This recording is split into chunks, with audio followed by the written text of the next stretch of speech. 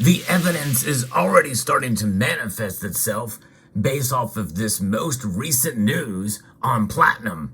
Let's explore.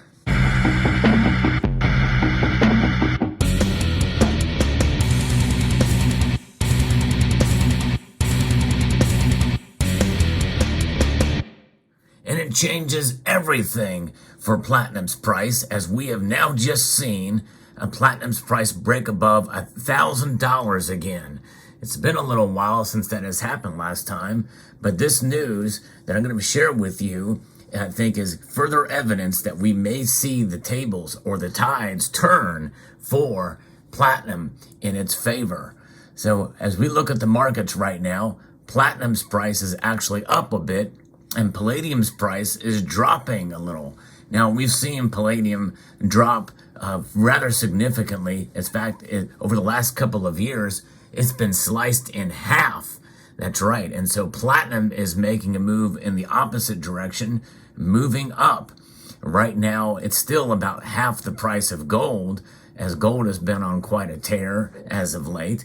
But let's look into this press release from the World Platinum Investment Council, and let's take it and pick it apart a bit. This comes to us from a blog from CoinVest, and they are predicting that a platinum deficit of 556,000 ounces is forecast for the rest of this year. And this is based off of strong demand growth that are outstripping the constrained supply. As you know, platinum is a very rare precious metal, about 15 times more rare than gold on estimates above ground stocks. And what is behind this? Well, the World Platinum Investment Council has published its quarterly report for the fourth quarter of 2022 for the full year, and a revised forecast for 2023. After 2 years of significant surpluses, the platinum market is forecast to move to a material deficit in 2023.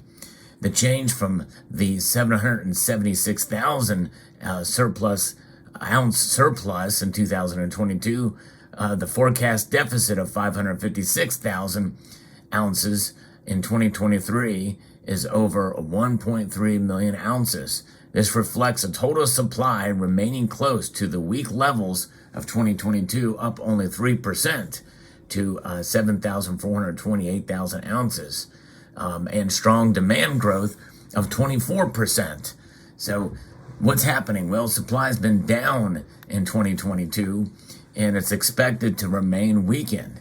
Total supply was down in the fourth quarter of last year, down 18% year on year to 1,739,000 ounces. The full year is of 2022 was down 12%, as prevailing headwinds in both mining and recycling supply severely curtailed output. For 2022, total mining supply declined 11% year on year, and is forecast to remain broadly flat this year in 2023. Refined mine production in 2022 also declined 11% year over year, almost entirely due to lower output from South Africa. Output has declined 24% year on year in the fourth quarter of 2022 as a result of smelter maintenance, operational challenges, and the impact of the country's well-documented electricity supply issues. You've heard me report on that on this channel when that came about. Meanwhile, Russian production in the fourth quarter of 2022 declined 10% as well year over year due to logistical challenges impacting the flow of materials between Russia and Finnish processing facilities. And global recycling fell 17% year on year as well on reduced availability of end-of-life vehicles and lower jewelry recycling. Auto catalyst recycling declined as a result of new vehicles' low availability, meaning cars are being driven for longer. Yes, that's right, especially considering the price of automobiles and used automobiles have been up dramatically over the last year. This was compounded by changes in consumer behavior as well, as a result of cost of living concerns and lower mileage due to remote working. Jewelry recycling was down primarily due to slower jewelry sales in China impacted by sellbacks. Global recycling is expected to recover by 10% in 2023 to 1,856,000 ounces, driven by an increase in availability of spent auto catalysts, with auto catalyst recycling forecast to recover by 12%. But what about this automotive demand and growth trajectory into 2023? Well, that market remained on an improving path during much of last year, showing resilience despite the lingering chip shortage, cost of living concerns, the impact of the Russia-Ukraine war, and the severe lockdown in China. Automotive demand for full year 2022 increased by 12% year on year, reaching 2,957,000 ounces. Despite vehicle production remaining short of pre-pandemic levels, a combination of factors are boosting platinum automotive demand growth. Firstly, in 2022, there was a 28% increase in the manufacture of hybrid vehicles, which require higher loadings in the after-treatment system.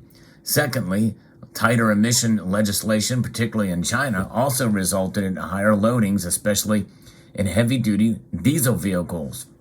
And lastly, there was a growing platinum for palladium substitution. Finally, now it's being reported on, because you've heard me talk about that. That is something to watch with regards to platinum, is a substitution, because it's so much cheaper. And right now, palladium is only about $550 more than platinum an ounce, but still, they're going ahead and make that switch, because I've also heard that palladium is a bit more rare than platinum, but I've heard the opposite as well, too. And when you think about rarity of the metals, you have to think about that which is in the ground, available for mining, and that which is above ground. So they're probably very close in terms of their rarity, but obviously demand for palladium has risen dramatically since the scandal with Volkswagen in 2015. But there it is. So that's the heavy substitution. That is something we need to watch here. And it changes everything, I think, for platinum as we move forward here. So significantly, the increase has meant an upward revision to the substitution estimate by close to 100,000 ounces to 540,000 ounces for 2023. With these trends set to continue, global automotive demand is expected to increase by 10% in 2023. So that is something to watch. Now, you're probably screaming at your screens right now saying, well, what about the upcoming recession? That's going to be less industrial demand for all metals all around that are used for industrial uses like platinum. And admittedly, platinum is much more of an industrial metal than it is a metal to, quote, invest in or to hedge with. So there is that, and there's something to consider, and that is a reality that we must face. But I think, in my view, we will probably still continue to see that demand play out, especially with tighter emissions and the like, and that very well could offset any lower production because of the demand, because of inflation or stagflation, what have you. But who knows? And we will see. But this report, which, by the way, is a biased report, understandably, it's from the World Platinum Investment Council, so take that for a grain of salt. But we are seeing some evidence in the price. Platinum has been on an upwards trend, and palladium has been on a downwards trend. And I think that evidence alone, I believe, and especially with China opening back up again, means that we may see some higher prices before we see the prices move in the other direction, which could be a while. And what they're predicting very well could be true here. Industrial demand for platinum is expected to be an area of standout strength in 2023, up 12% year on year. So even with 2022, with inflation and the like, we're seeing increased demand. And that's forecast to continue through the rest of this year. And strong demand growth will be driven by the construction of a new LCD capacity installations in Japan and from China's project pipeline to the country's COVID-19 restrictions ease. Within the glass industry, platinum demand will increase by 55% to 737,000 ounces, offsetting modest declines forecasts in all chemical, petroleum, and electronics. There you go, folks. This means that essentially, it sounds like platinum could very well be not necessarily recession proof, but recession resistant. And that means that it could continue to go up. And we have to also keep in mind, folks, that with platinum, like the other metals, some people do see it as a diversification tool within their precious metal portfolios. Now, there's many of you that say, well, platinum's just not for me. And I totally get that and understand that. It is a metal that you should not get into lightly. And I even don't have a lot of it, and I'm a platinum bug, and I've bought some. I've not bought much platinum this year. In fact, I've not even bought a half of an ounce so far this year. But, and that was a collector coin. But regardless, I do believe in the metal. I think it's undervalued, but it is not a metal that everybody should have to stack and to hedge with. It's something that is a little bit of a riskier proposition. So with that in mind, it's understandable that people will be apprehensive about it because it is a riskier venture for sure. Yes, indeed. So that's probably one metal I would consider as an investment because you can either win big or lose big on it.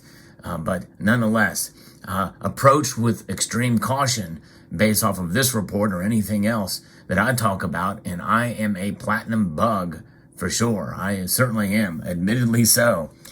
So capping up here, investment demand recovery forecast in 2023 is also improving by 900,000 ounces. And that is platinum bar and coin demand is forecast to jump by 100%. Wow. So there you go. Investment demand is going to improve as well too. That's going to put also something on it. So people are starting to buy some more platinum now. For those of you who don't know, the 2023 Platinum Eagles have now been released, ready for order. It takes a little while. People expect they to go at the same schedule as gold and silver Eagles. That's not the case there. There's a whole lot more to making platinum, sourcing it, and getting it together to be able to make its way. So I think this is a pretty amazing news here. And this will be a 3-year high demand reflecting improved product availability in North America and Europe, and net disinvestment in Japan swinging to net investment. Meanwhile, outflows in ETFs and exchange stocks will continue to slow, with some renewed interest in South Africa for platinum ETFs and preference to mining equities. The result will mean net investment demand of 290,000 ounces in 2023. So this is something. And remember, we also have the holdings in the COMEX. If this trend continues, we very well may see the COMEX break in platinum.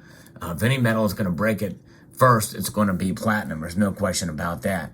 So there it is. What an amazing report. Something to think about here as you press forward and think about diversification within precious metals. I am a big fan of platinum. I love the metal. It's dense. It's heavy. This is a piece you can see that's a little bit scratched up. It's because it's one I just like to fondle, my desk piece there. This is a platinum maple. I also like the platinum eagle as well, too. And so there you have it. Let me know what your thoughts are about this report. I hope you found this video informative, insightful, and educational, and slightly entertaining, only slightly.